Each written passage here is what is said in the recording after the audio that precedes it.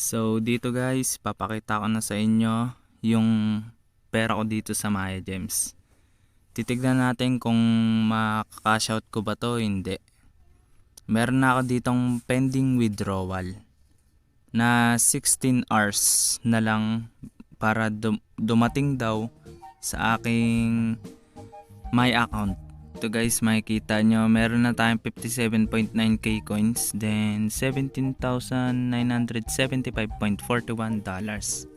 And punta dito tayo sa, papakita ko na sa inyo kung ano, yan. Dito na tayo sa may withdrawal.